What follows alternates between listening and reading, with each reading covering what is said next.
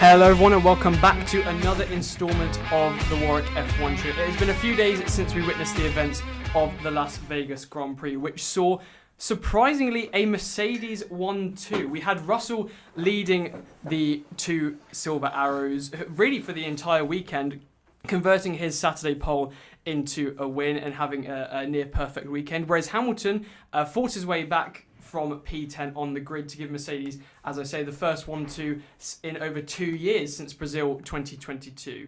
However, this was not the main talking point of the weekend, the main talking point being that Verstappen has now made it 4 in a row. He has won the Drivers' Championship with 2 races to go. Pretty much, despite the season that he's had, especially with the issues that they have with the car, really showing his level of skill and experience to make it 4, exactly like Sebastian Vettel did a few years ago, making it 4 in a row with Red Bull.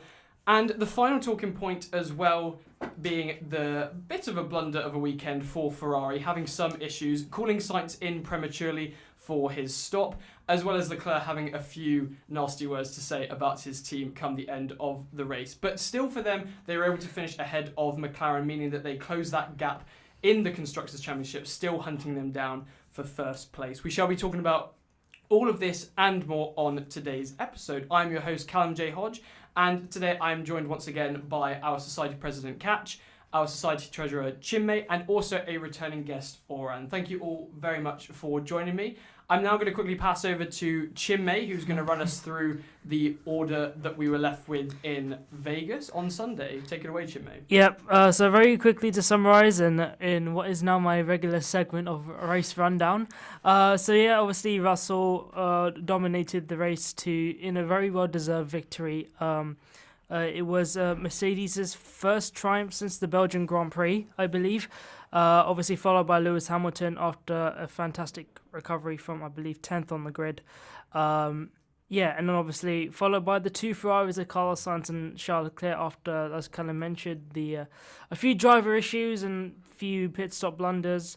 Followed by Verstappen, who was off the pace this weekend, but that was not at all any of his worry, since he obviously sealed that 4th Drivers' Championship, as Norris failed to beat Verstappen to keep himself mathematically in the race. Obviously doing a late pit stop to try and get fastest lap, which he did get.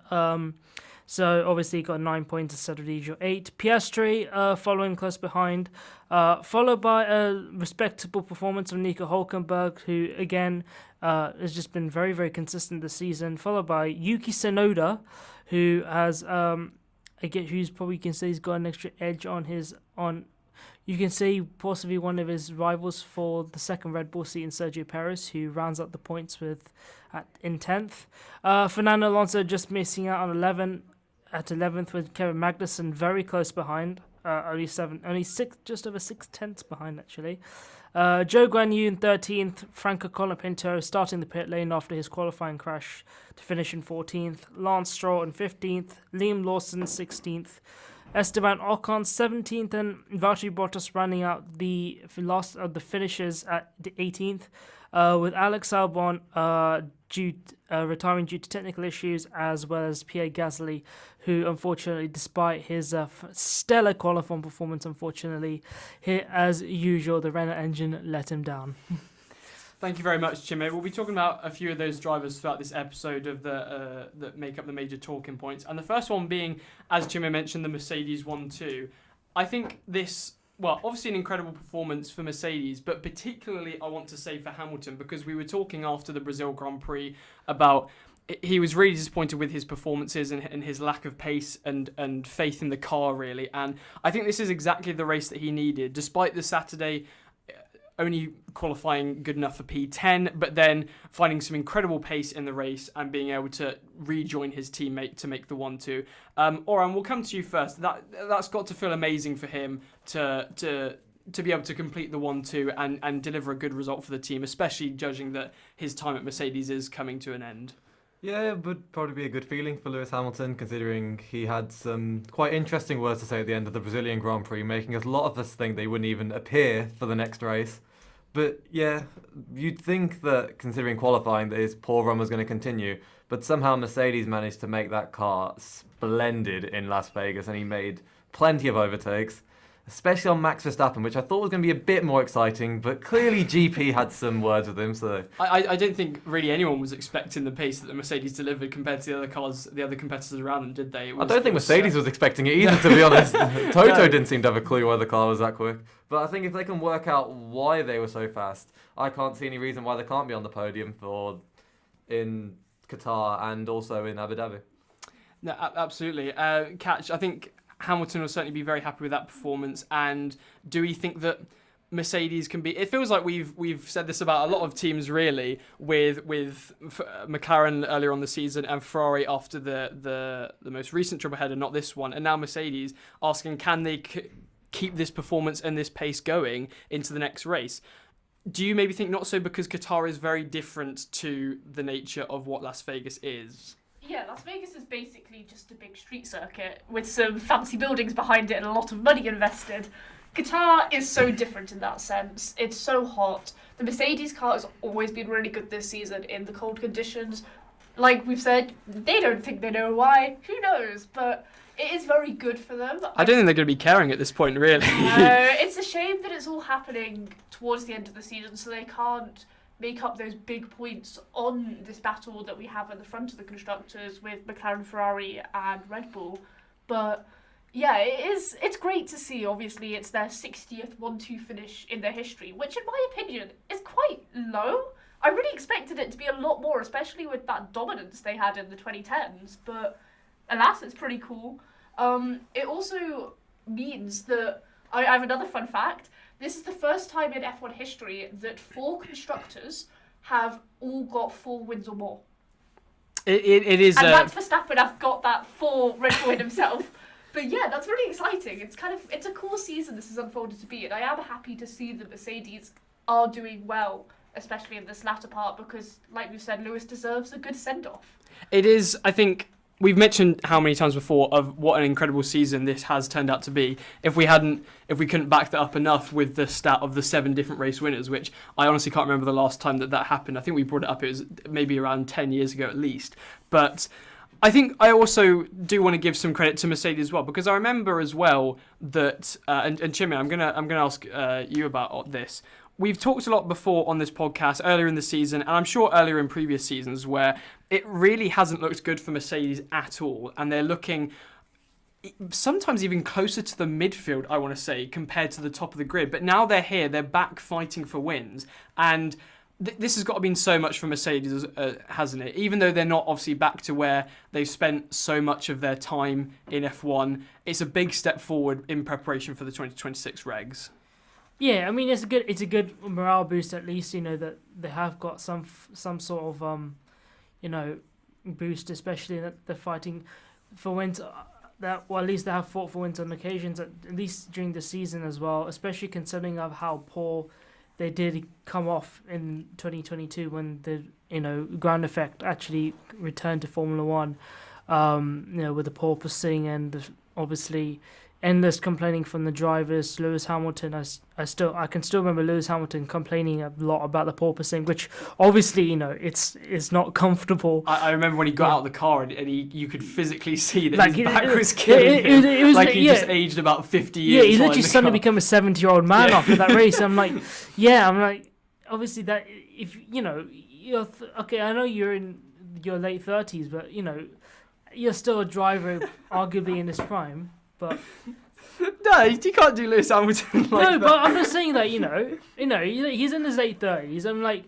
I'm just saying, but the fact that as somebody in his peak physical condition, I'm not saying late 30s is not actually that old, to be honest. But I think beforehand we've got to remember that Mercedes' car was so bad for the porpoising. Yeah. It really was. So I don't think I know. I'm trying to illustrate that Mercedes' car was that bad. Okay, so you're not having a go at Lewis. No, I'm not going to go at Lewis at all. Contrary to popular belief, I don't think Lewis Hamilton is going to be listening into this podcast. So I don't think we have to worry about offending Lewis Hamilton. I did not mean to offend him. I'm not saying there's nothing wrong with Lewis Hamilton. I don't have. Yeah, you meant the issues with the car. Yeah, I mean, the fact is that you're making a man in his late 30s turn out to walk like an 80-year-old man. Why do you keep saying his age?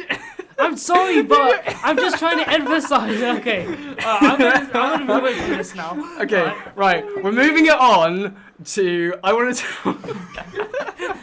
Okay, right. No, okay. To get back on track here, I do also want to give a bit of a shout out to George Russell because even though we focused a lot in the other sections of this podcast on Hamilton and the comeback that he's had, Russell pretty much dominated the weekend. Pole on Saturday, looked very comfortable in his car and didn't really make any errors at all to grant him the win on Sunday.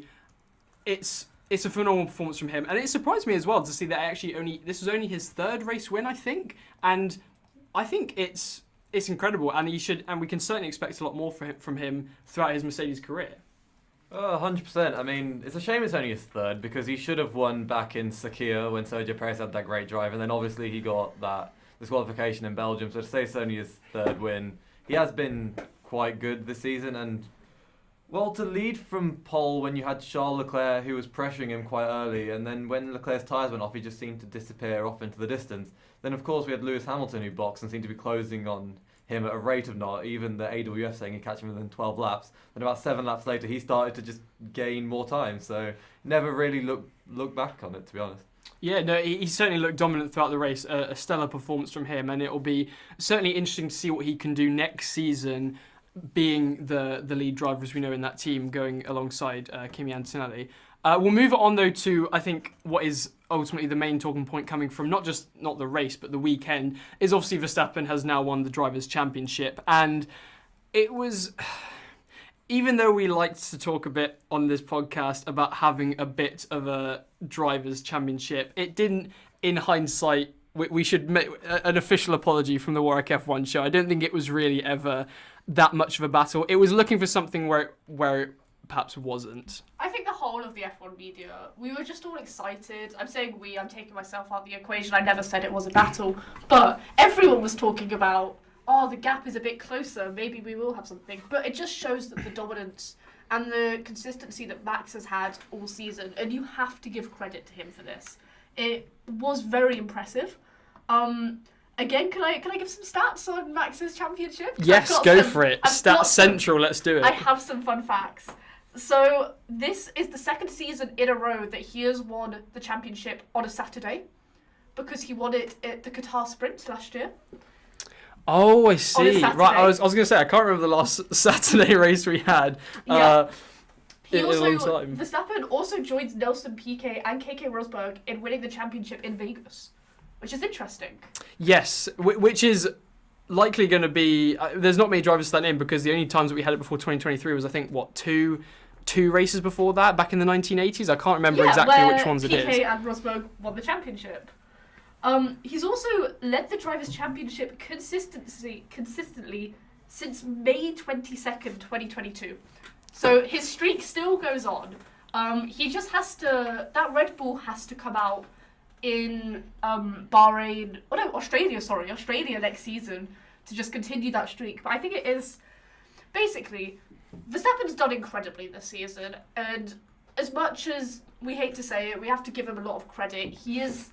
I don't hate to say it. You just hate to say it because you're a Ferraris fan. Yes, great, thanks for that. But it is... He's now up there, easily top 5 debate now, because he is only the 6th driver to have won four championships or more, doing it 4 in a row in a season like this. Even he himself has said he is most proud of this championship, because it was so unexpected at points, because that car just was not there. Remember earlier in the season, in the midpoint, when we were saying that it was maybe the 3rd or 4th quickest car at some races.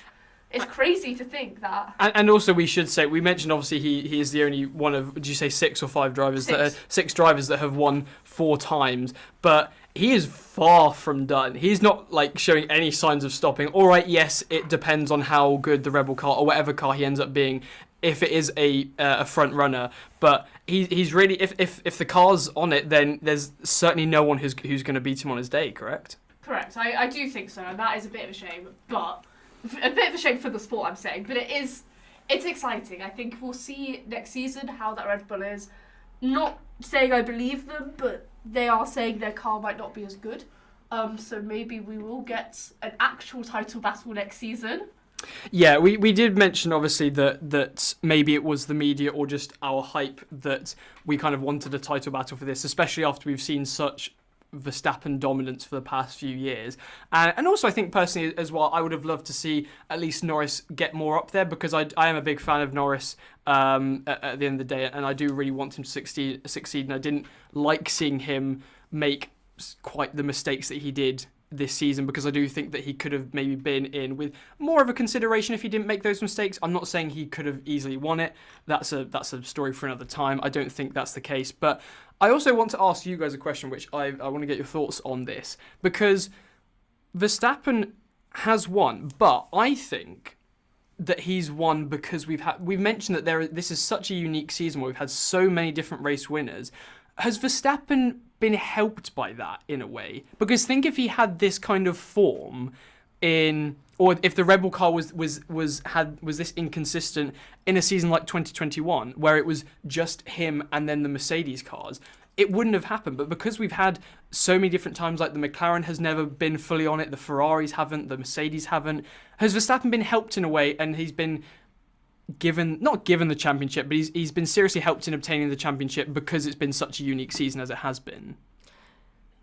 Yeah, you obviously can say that, because obviously, if there's different race wins, but then at the end of the day, it was obviously we had Verstappen had that very dominant run at the beginning of the season when he scored 7 poles in a row or something like that.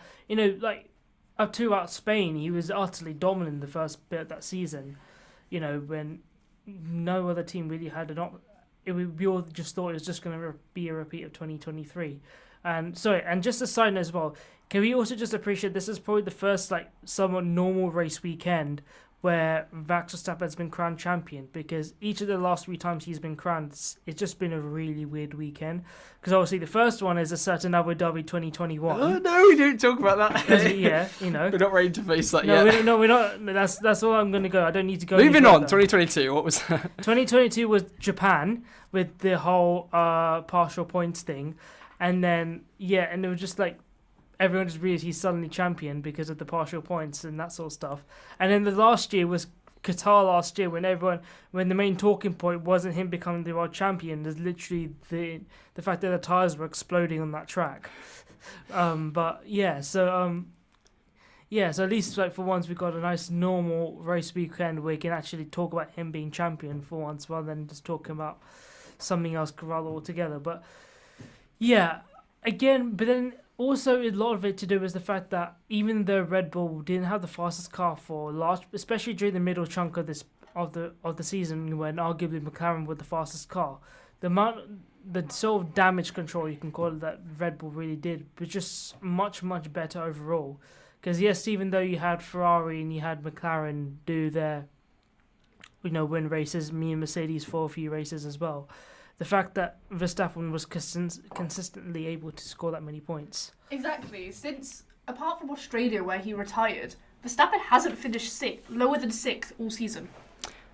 I think personally, I was going to say that this is the main difference, I think, between him and Norris when it comes to actually being a title contender, because sure, Norris has had very good races where he's been up there, he's won, but it's what you do when you don't win and your car isn't the fastest that matters. Verstappen has always been up there. He's been consistent. He's always gotten the most out of that car at every single track, no matter how good or bad the Red Bull car is.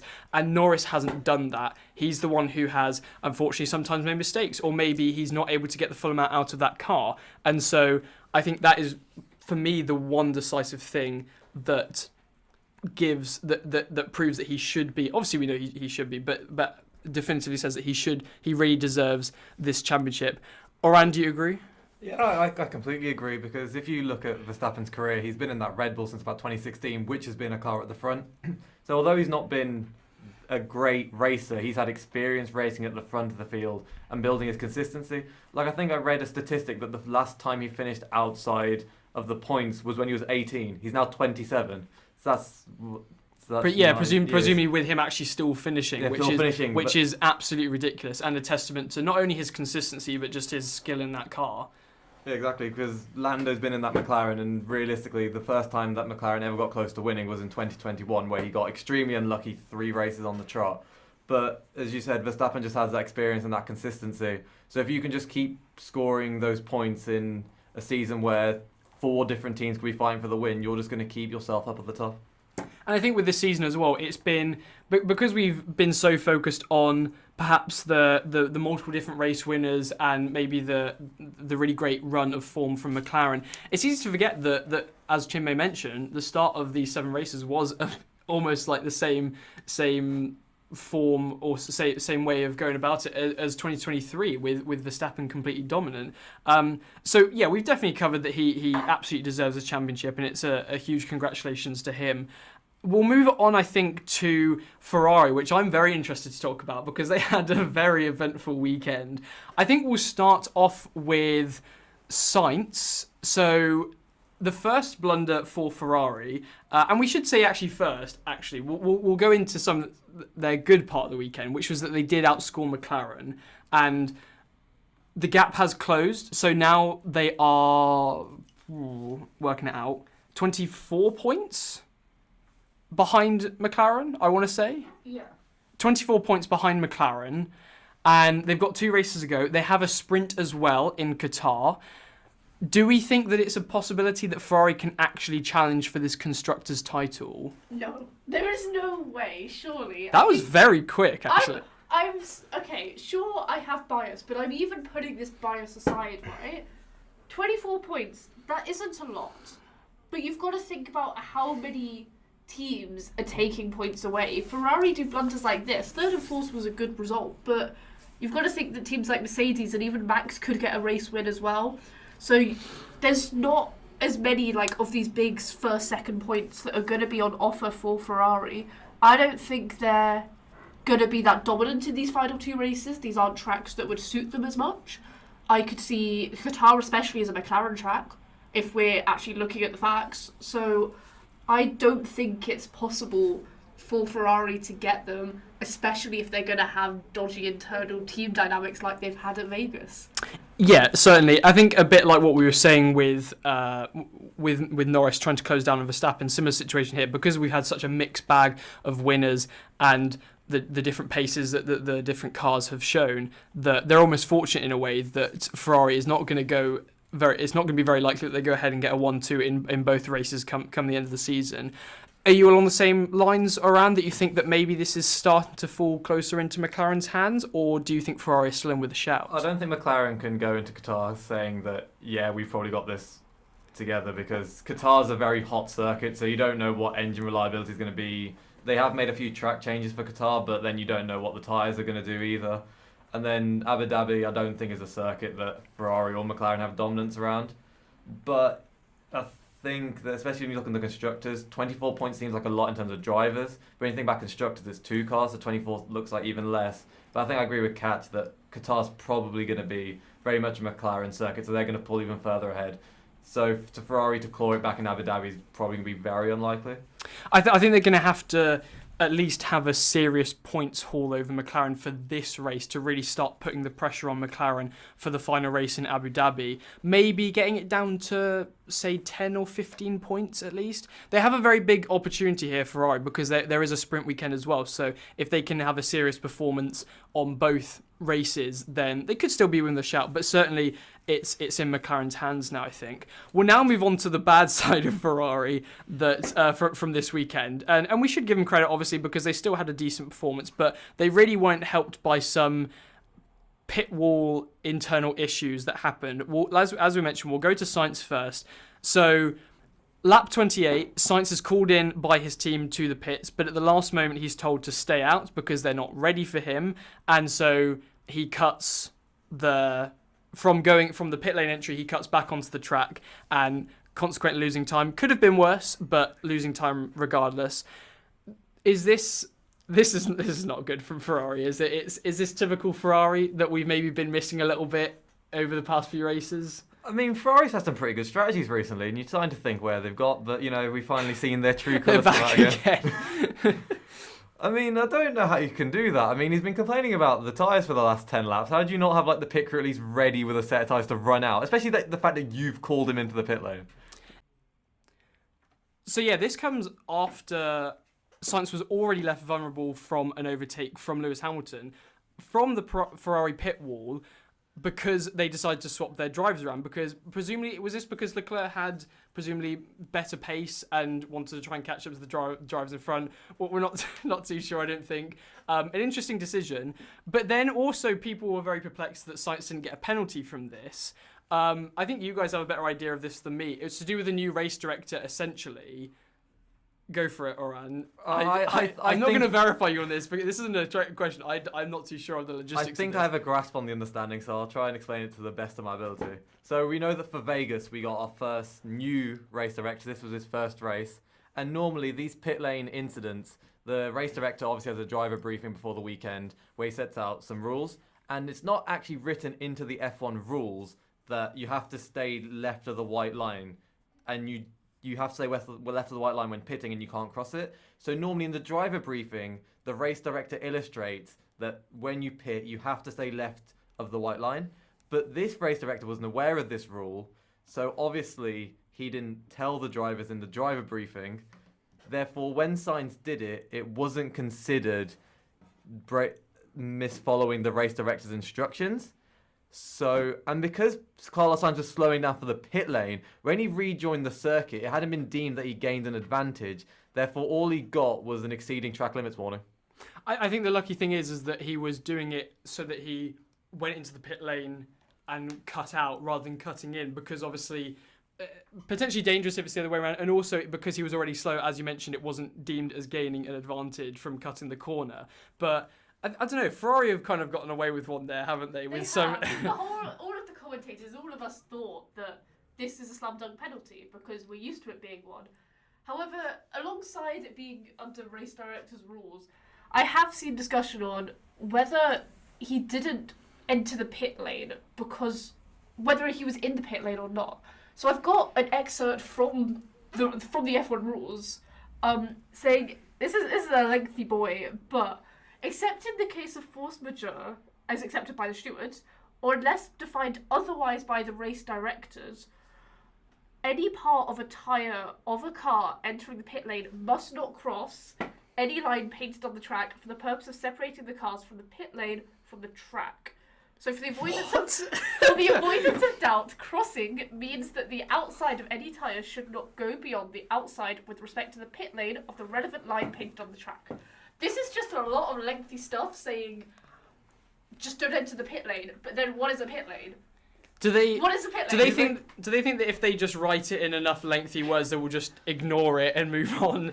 Because I'm so confused. Because I think people have made the point that sure, it was kind of, I'm not going to say a long pit entrance before you get to the actual line to cross into the pit lane, but because it is a corner, it's the same as in Austria, for example, where if cars were to do that in Austria, they are technically cutting a corner, but they're not entering a pit lane because they haven't hit the speed limiter bit.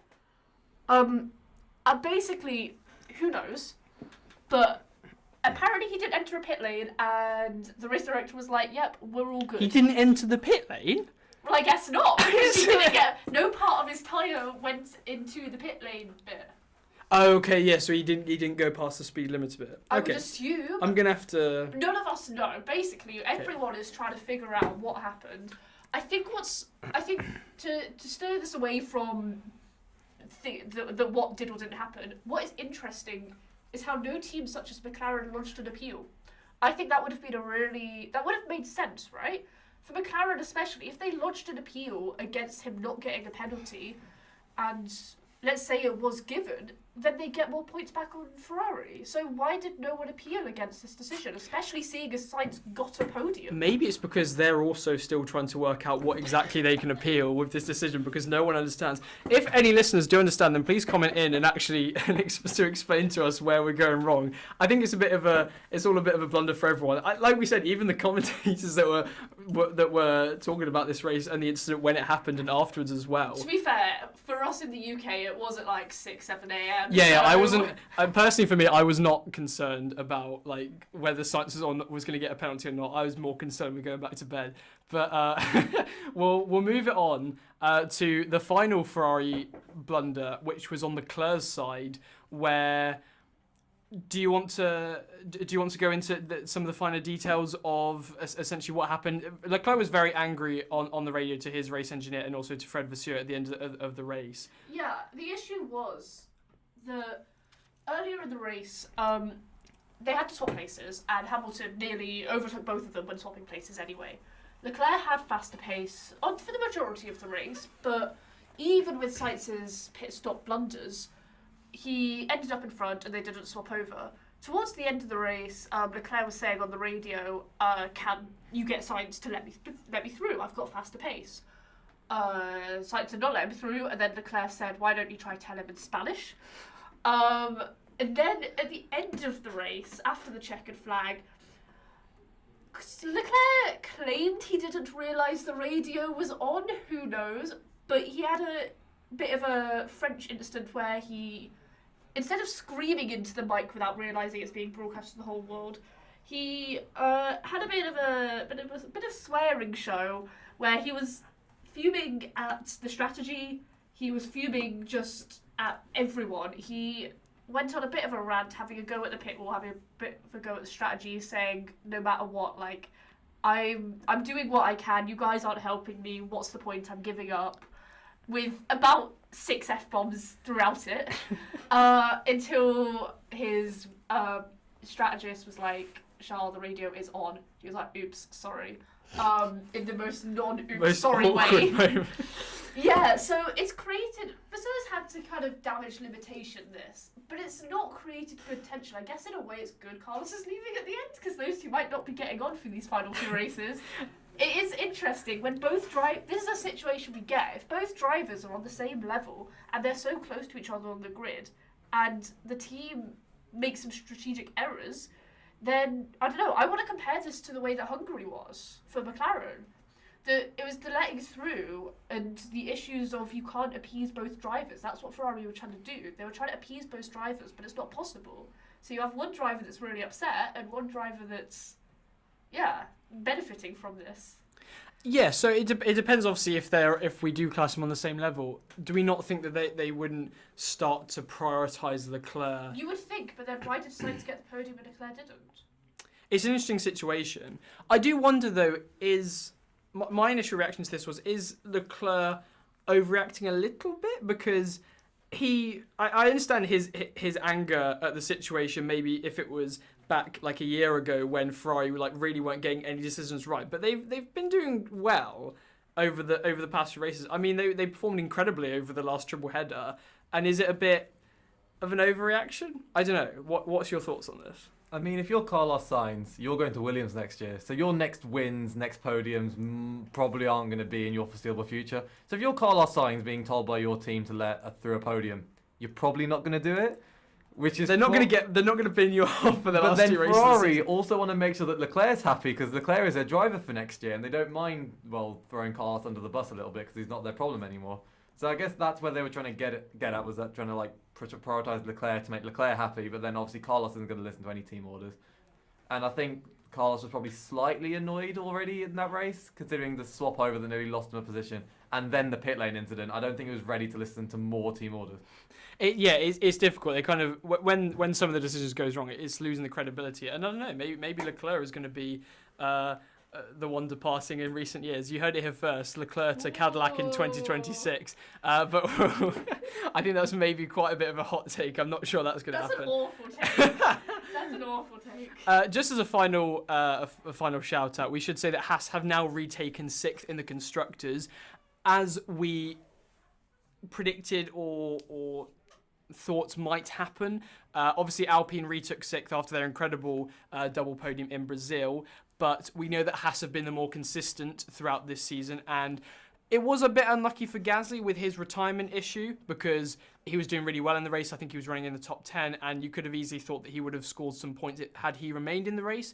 That didn't happen, but Haas did get some points. Hülkenberg did finish in P8, which was a great performance for him.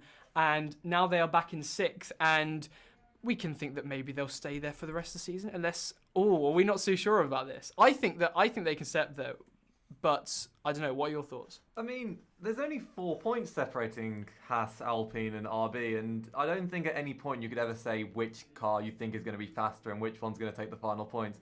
Because you go into each weekend and some of them score points, some of them don't, and then Alpine came out of nowhere with a double podium. And I feel like it's too close to call who's going to get the final points. This is where Oran is. You can tell he's not experienced with the Warwick F1 show, because this is where we make. This is what we do. We make predictions, even if they all go horrendously wrong. Okay, Haas will keep 6th. Maybe because I want Haas to keep 6th as well, but I think they are consistent. Hulkenberg showed this. Alpine, sure, Gasly did. We have to shout out Gasly. Incredible 3rd place for qualifying. It was so unlucky that his gearbox gave way.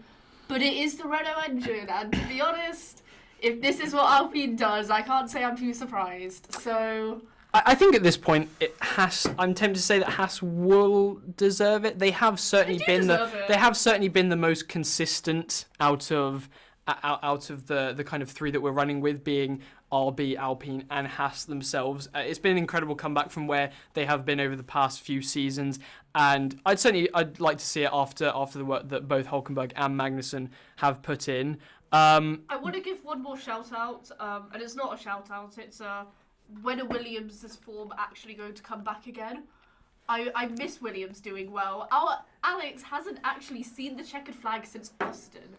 What? Which is crazy. Ooh, that's not good. That's not good. At the rate they're crashing, I will not be surprised if they can't even enter both cars into Abu Dhabi. There was that rumour that they weren't going to be able to enter both cars to Vegas. There was that rumour I saw. Thankfully, that didn't materialise. Yeah. But it is a shame because they were doing well. Like Colapinto was on such good form, and then suddenly everything's gone haywire for them. But then you say when is the form going to return to Williams? Maybe. Is it just that they were on some very good form around about the midpoint of the season or after Colapinto came in, and now this is kind of a re-showing of where they're actually at? Because, it's not like, even though they were challenging for points around the midpoint of the season, they are only on 17 points. They're significantly behind RB, and I mean, they're ahead of Kick Sauber, but then I know a lorry could be ahead of Kick Sauber. So is this kind of? Do you think this is kind of what we're expecting from Williams, and it's just what we were given halfway through in the season was a bit of an illusion, a bit of good luck, a bit of good form as well, and this is what we can expect? I think Williams needs to stop crashing to start off with. I mean, how are you going to come into like Las Vegas with 6 crashes in the last 7 races? Like, it's absolutely ridiculous. And I think they are reaching the point now where like you just have to get the car across the line. Like Colapinto is showing great pace, and his mistake was just unlucky, to be honest. But you can't afford to be having these at this stage in the season. But I guess the only good thing for Williams is that the second driver actually has pace now and is crashing the car, which I think is slightly better than just crashing the car and not with no taking 3 points. I think that is true. I think it is, for me, James Vowles has said, he said from the moment he came into that team as team principal, they didn't care about 24. They don't care about 25. Their focus is on 26.